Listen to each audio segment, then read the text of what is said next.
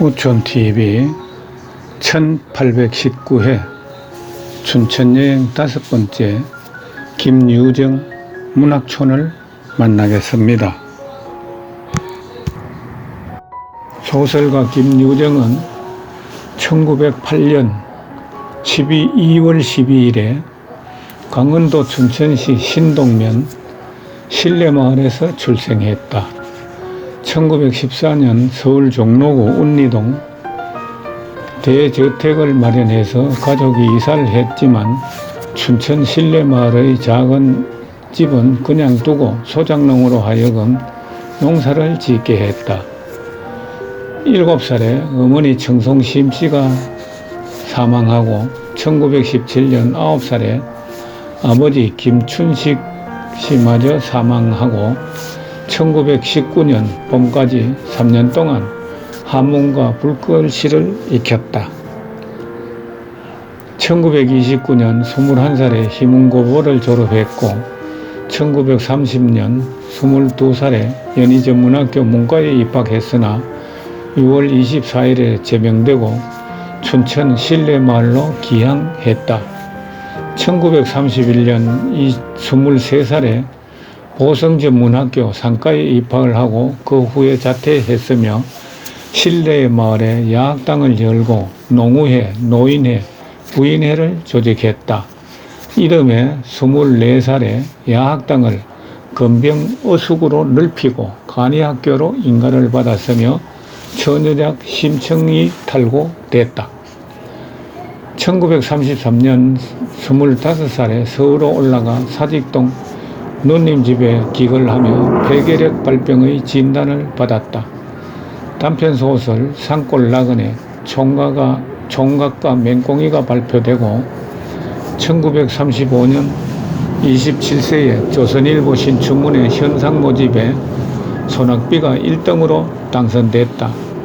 조선중앙일보 신춘문예 현상모집에 노자지가 가작으로 입선했으며 금따는 콩밭, 금, 떡, 만무방, 산골, 솥, 홍길동전, 봄, 안해를 발표했으며 구인의 후기 동인으로 참여하여 이상과 깊은 친분을 가졌다.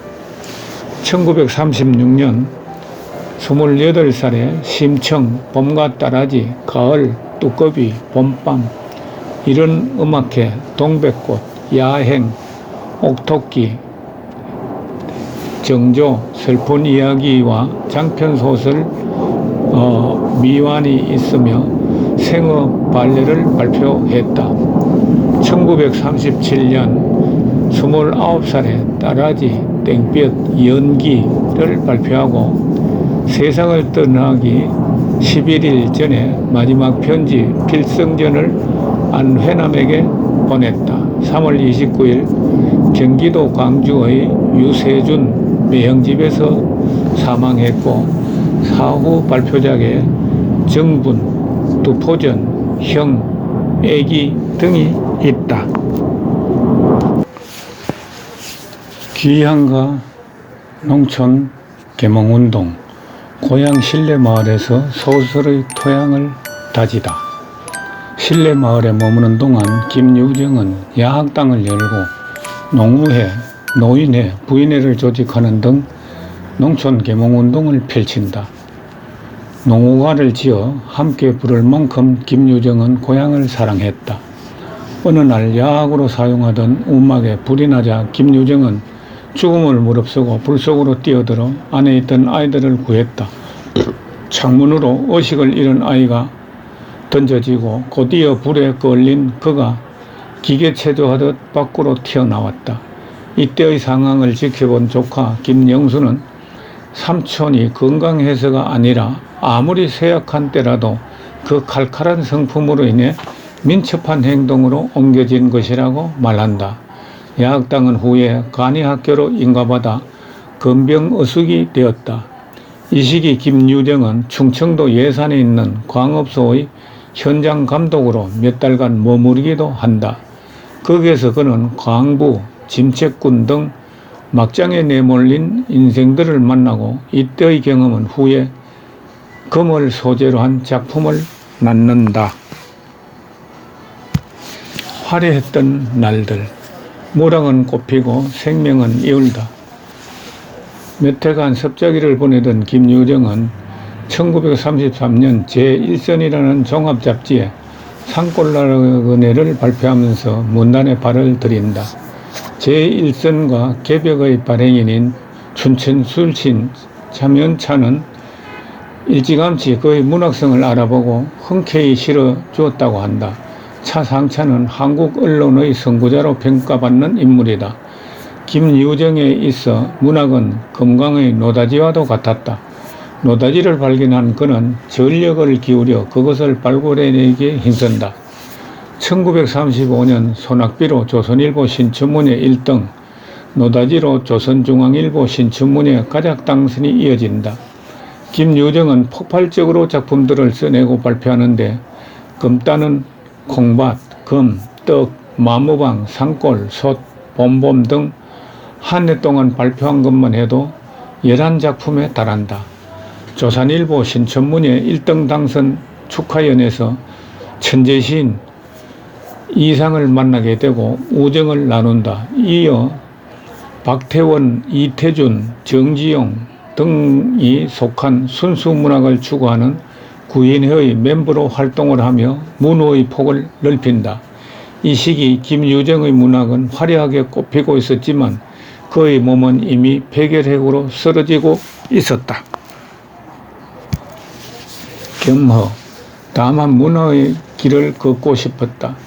김유정은 쉬지 않고 글을 썼다. 소설을 쓰기 위해서는 건강한 몸이 필요했고 치료약을 사려면 돈이 필요했던 그는 원고료를 받기 위해서라도 쉼없이 소설을 써야 했다. 그러나 소설 쓰기는 김유정의 몸을 더욱 망가뜨렸다. 그는 살고 싶었다. 동반자살을 제의했던 이상에게 영상한 가슴을 풀어 헤치며 명일의 희망이 이글 끓습니다 라던 그는 겸허라는 두 글자를 머리맡에 붙이고 오로지 창작에 몰두했다. 1936년 그는 요양을 위해 정릉에 있는 암자로 들어간다. 산골물에 모욕하고 너럭바위에 누워 일광을 즐긴다. 하지만 폐결핵이 악화되고 치루까지 생겨 누워 지내야만 했다. 김유정을 돕기 위해 문학평론가로 활동하던 김문집은 병고 작가 원조운동을 벌여 모금한 돈을 조금씩 전하곤 했다. 그해 가을 절친했던 이상이 부인과 함께 그가 머무르던 암자에 찾아온다. 일본으로 유학을 가기 위해 작별 인사를 전하러 온 것이다. 김유정은 누구보다도 갖고 왔던 문호가 떠난다는 사실과 꿈쩍할 수 없는 자신의 처지에 낙담했다. 그는 또 한 번의 사랑을 잃는다. 여성 5월호에 어떠한 남편, 어떠한 부인을 맞이할까라는 제목으로 한 여성의 글이 그의 글과 나란히 실린다. 그 글을 읽은 김유정은 그녀에게 절친한 연설을 보낸다.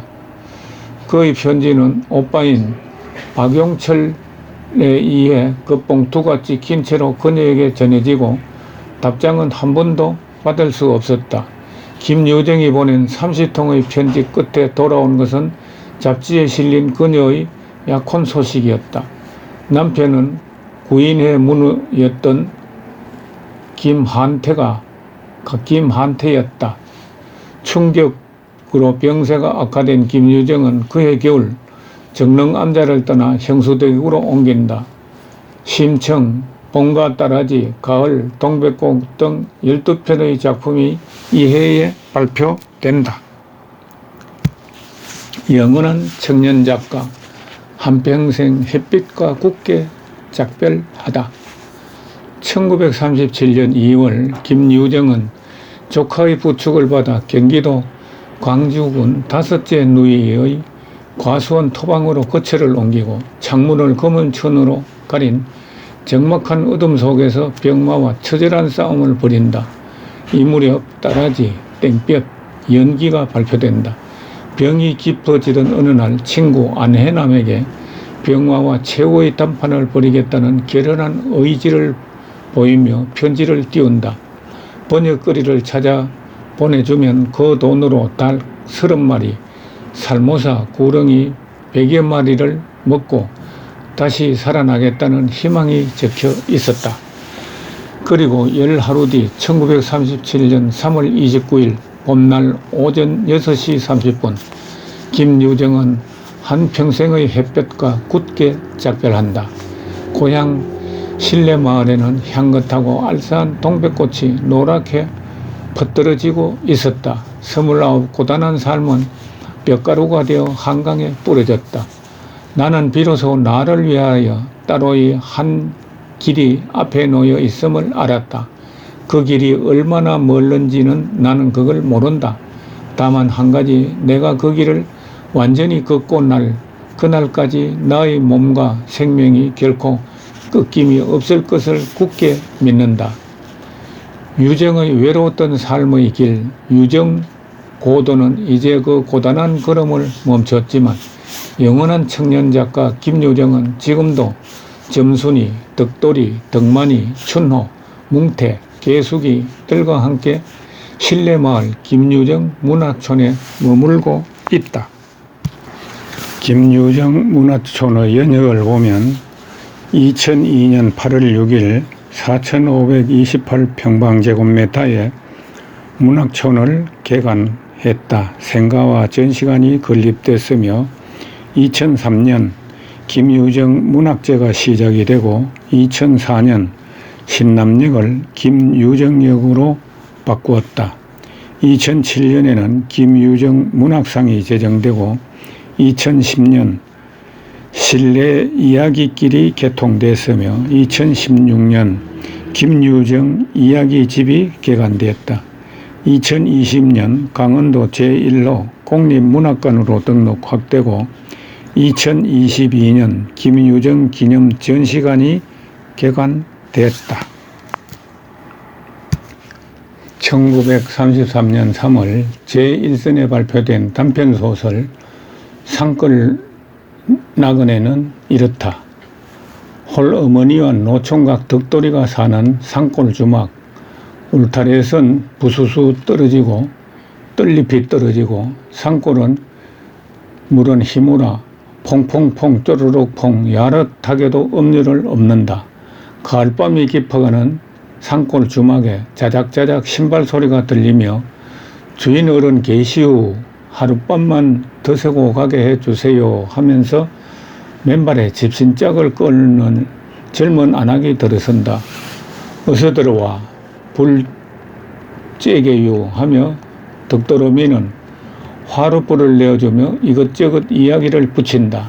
남편 없고 몸 붙일 곳 없다는 얘기에 노모는 나그네 아낙을 더욱 기히 여기며 딸처럼 끼고 잔다. 마을 총각들은 주막에 낯선 아낙네가 들었다는 소문에 악마구리처럼 모여들어 술판을 벌이고 아낙은 묵묵히 술시중을 든다. 며칠 후 노총각 덕돌이는 은비니어와 은거락지를 마련하여 아낙에게 장가를 드는데 안 먹어도 배부른 새신랑 덕돌이는 혼수로 해 입은 속옷 한 벌을 고이 접어두고 잠자리에 든다. 바로 그날 밤 덕돌이는 오줌이 마려워 아내에게 요강을 달래려 하는데 품 안이 허룩하다. 어머이 그거 달아놨어요. 내 옷도 없고 도정년. 노모와 덕돌이는 아내를 찾아 나선다. 아낙은 산길로 빠져가는 어구의 숲 사이로 난 길을 돌아 자갈길을 걷고 몇 번의 냇물을 건너고 있다. 아낙이 도착한 곳은 외진 물방앗간. 그곳엔 거친 신음을 뱉으며 거적대기를 덮고 누워있는 병든 거지 하나가 있다. 아낙은 훔쳐온 덕돌이의 속옷을 거지에게 입히고 거지는 아낙의 의지에 똥끝이 마르는 듯 힘겨운 길을 재촉한다. 멀리서 그들을 쫓는 웅성거리는 소리 뒤로 늑대 소리만이 이산저산에서 와글와글 굴러나리는데 덕돌이 방안 주인 떠난 베개 밑에는 하얀 은비녀가 달빛에 반짝이고 있었다. 김유정의 수필 5월의 산골짜기. 그 산에 묻힌 모양이 마치 온박한 떡시루 같다 하여 동명을 신뢰라 부른다. 나의 고향은 저 강원도 산골이다. 춘천읍에서 한 20리가량 산을 끼고 꼬불꼬불 돌아 들어가면 내닿는 조그만 마을이다. 앞뒤 좌우에 굵직굵직한 산들이 빼 둘러서고 그 속에 묻힌 아늑한 마을이다. 그 산에 묻힌 모양이 마치 온박한 떡시루 같다 하여 동명을 신뢰라 부른다. 집이라야 대개 쓰러질 듯 헌 초가요 그나마도 50호밖에 못 되는 말하자면 아주 빈약한 촌락이다. 1935년 매일신보에 발표된 김유정의 단편소설 소태는 개숙이라는 들병이가 등장한다. 일제 식민지 후기의 들병이들은 시골 주먹으로 돌아다니며 술도 팔고 몸도 팔아 가족의 생계를 유지하였다. 건식이는 아내 몰래 함지박을 훔쳐 개숙이가 빌려서 술을 팔고 있는 방으로 간다. 아랫목에는 개숙의 어린 아이가 누워있다. 개숙이는 건식이의 언손을 젖가슴에 묻어 녹여준다. 내일 아침에 동네를 떠날 것이라 한다. 건식이도 함께 가기로 한다. 건식이의 집은 수월이 꼴에 있다. 건식이가 집으로 돌아가 솥을 가져와서 다시 개숙의 방에서 잠이 든다. 개숙의 아이가 낑낑거리며 머리 위로 자꾸 기어올라 아이를 밀어내는데 이리 온 아빠 여기 있다 하는 걸걸하고 우람한 목소리가 개숙의 남편임을 눈치채고 이젠 죽나보다 하고 거의 산송장이 되었는데 남편은 의애들 편히 자게요 하며 아이를 들고 윗목으로 간다. 개숙이가 일어나 상황을 보고 고개를 젓고 말이 없다. 아침이 되자 남편은 떠나자며 건식이가 가져온 솥, 맷돌, 함지박, 보따리들을 집어진다. 건식이 아내가 산모롱이 옆길에서 헐레벌떡 달려와 얼굴이 새빨개져서 눈에 눈물 고이더니 개숙에 달라붙어 소리를 지르며 솥을 빼앗으려 한다. 하지만 개숙이도 독살이 올라 건숙 안에 못지않다. 들병이 내외는 떠나고 건식이는 구경꾼 쪽을 홀깃거리며 쓴 입맛을 다시다. 종국에는 눈 위의 아내를 잡아 일으키며 급한 울상이 되어 말한다. 아니야 글쎄 우리 솥이 아니라니깐 그러네 참.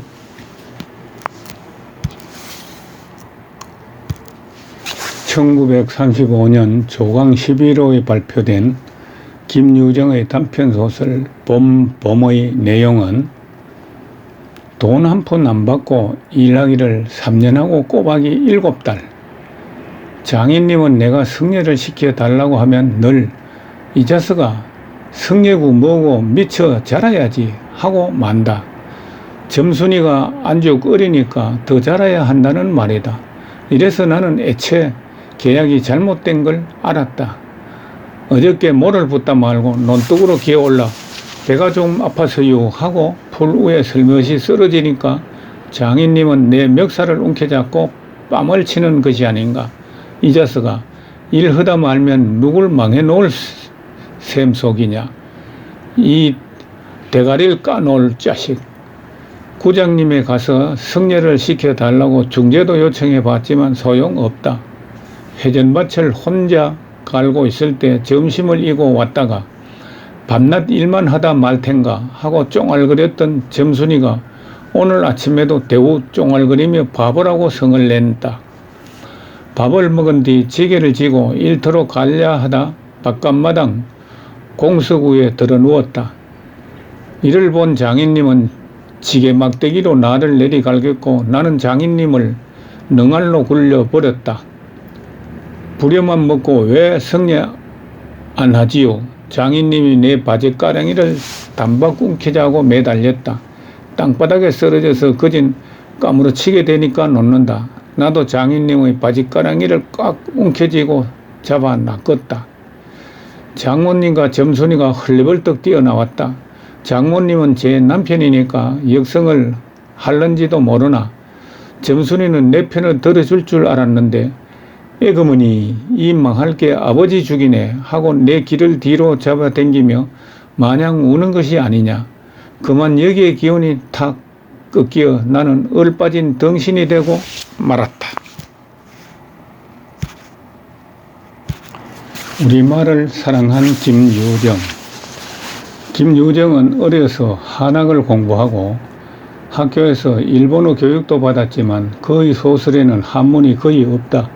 수필, 서간 등의 잡문에는 한자투성이의 문어를 구사하였지만 소설에서만큼은 우리말과 당시 따라지 만무방으로 표현된 가난한 민중의 언어, 토속어와 비속어, 고향의 사투리들을 사용하였다. 김유정의 32편의 소설의 제목만 보더라도 소낙비, 노다지, 떡, 마무방, 솥, 봄봄, 안해, 봄과 따라지, 가을, 뚜꺼비, 봄밤, 슬픈 이야기, 따라지, 땡볕, 애기 등이 모두 순 우리말이며 산골 나그네, 총각과 맹꽁이, 검 따는 콩밭, 검, 산골, 홍길동전, 심청, 동백꽃, 옥도끼, 연기, 정분, 두포전, 형 등은 비록 한자이거나 순 우리말에 한자가 붙어 합성된 말이지만 민중들이 생활 속에서 일반적으로 사용하는 것들이라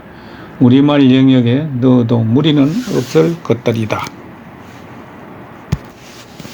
구회에는 1933년 결성된 문단 작가 모임이다. 김기림, 이효석, 이종명, 김유정, 유치진, 조영만, 이태준, 정지용, 이무영이 결성했다.